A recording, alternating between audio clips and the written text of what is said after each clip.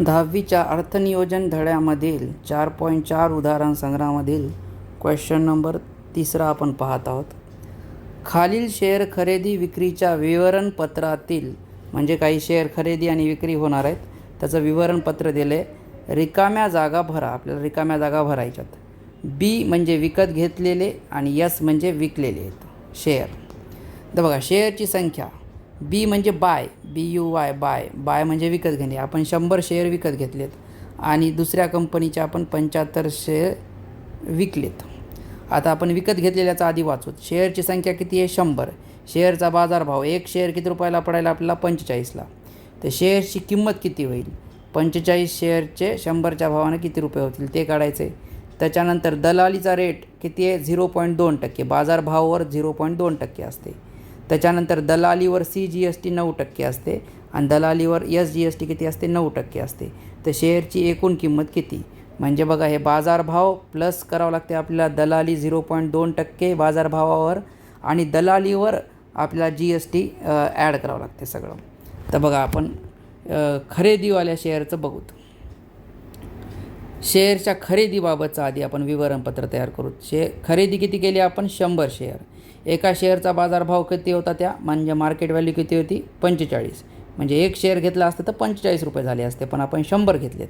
मग 100 शेअरची किंमत काढायची असेल तर काय करावं लागेल की शेअरच्या संख्येनं बाजारभावाला आपल्याला काय करावं लागते गुणावं लागते. म्हणजे शेअरची संख्या किती आहे 100 आहे आणि बाजारभाव किती होता 45. तर एक शेअर जर 45 रुपयाला असेल तर 100 शेअर कितीला होतात 4500 रुपयाचे. पण 4500 रुपयाला आपल्याला ते 100 शेअर भेटतील का सगळे नाही. 4500 तर आपल्याला द्यावंच लागतात. आपण खरेदी करायला लक्षात ठेवा. खरेदी करताना ते 4500 तर आपल्याला द्यावंच लागतात. अजून काय द्यावं लागणार आपल्याला दलाली द्यावं लागणार आहे. किती दलाली द्यावं लागणार आहे 0.2%. तर कशाच्या 0.2% 4500च्या खरेदीच्या 0.2%.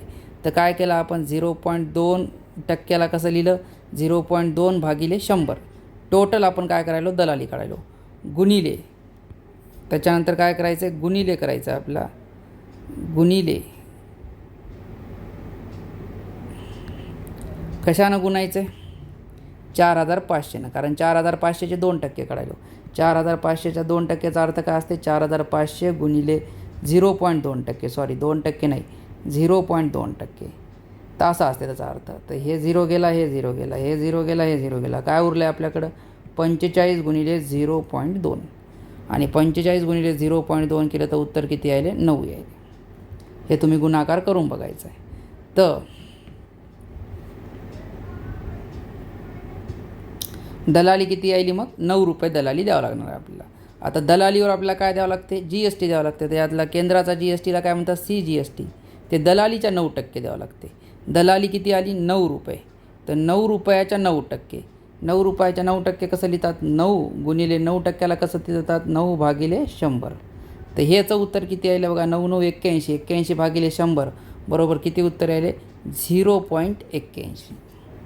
आणि जेवढा SGST असते तेवढा CGST असते म्हणून मग SGST पण किती येणार आहे 0.81.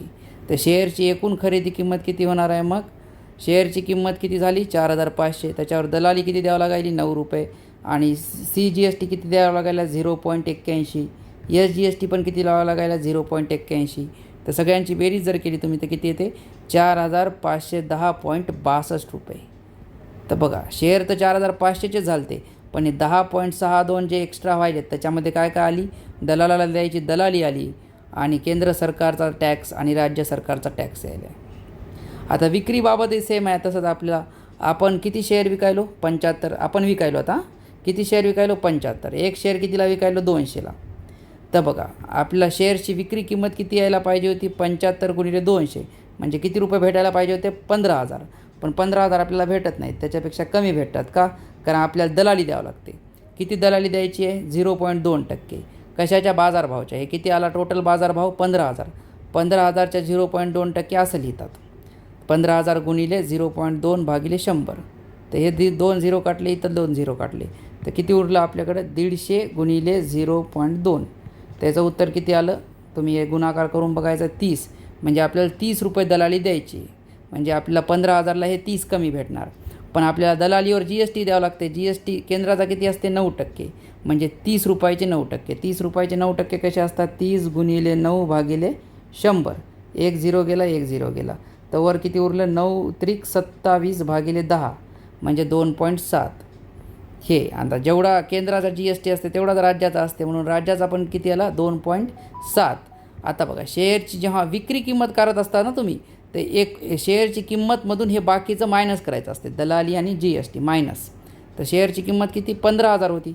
तर तुम्हाला 15,000ला 15,000 भेटणार का? नाही. हे 35 आणि हे 2.70 आणि हे 2.7, हे 30 आणि हे 2.70 आणि हे 2.70 एवढे तुम्हाला कमी भेटणार का? कारण 30 रुपये तुम्हाला दलालाला द्यावं लागणार, 2.70 तुम्हाला केंद्र सरकारला द्यावं लागणार आणि 2.70 तुम्हाला कोणाला द्यावं लागणार? राज्य सरकारला. म्हणजे तुम्हाला 15,000ला किती कमी भेटणार? 35.40. म्हणजे तुम्हाला किती भेटणार आहेत? 14,964.60. हे वजाबाकी जर केली तर. आणि फायनली मग शेवटी पूर्ण तक्ता तुम्ही असा करणार. बघा परत एकदा, शेअर तुम्ही घेतले किती? 100. कितीच्या भावानं घेतले एक शेअर? 45च्या. तर 100 शेअर तुम्हाला कितीला पडायला पाहिजे होते? 4,500ला. त्याच्यावर तुम्हाला 0.2% दरानं किती रुपये दलाली द्यावं लागली? 9 रुपये. तर हे 4,500 द्यावं लागले प्लस 9 रुपये द्यावं लागले. त्याच्यानंतर केंद्र सरकारला टॅक्स किती द्यावा लागला? 0.81. त्याच्यानंतर राज्य सरकारला टॅक्स किती द्यावा लागला? 0.81. पण टॅक्स कशावर असते ते लक्षात ठेवा. टॅक्स जे असते ते दलालीवर असते, शेअरच्या किमतीवर नसते, दलालीवर असते.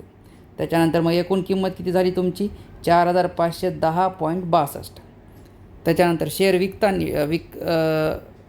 विकताना बघा, 75 शेअर तुम्ही विकले. एक शेअर कितीच्या भावानं विकला? 200च्या. तर 75 शेअरचे तुम्हाला 15,000 यायला पाहिजे होते, पण तेवढे येतात का? नाही. कारण 0.2%च्या दरानं तुम्हाला दलाली द्यायची आहे. किती रुपये द्यायचे आहे? 30 रुपये दलालाला गेले. आणि दलालीवर तुम्हाला काय भरावं लागते? टॅक्स. 30 रुपयावर 9% टॅक्स किती असते? 2.70 केंद्राचा टॅक्स आणि तेवढाच राज्याचा टॅक्स 2.70. तर एकूण मग तुम्हाला एवढे रुपये कमी भेटणार आहेत, म्हणून वजाबाकी केली तर किती येते? 14,964.60.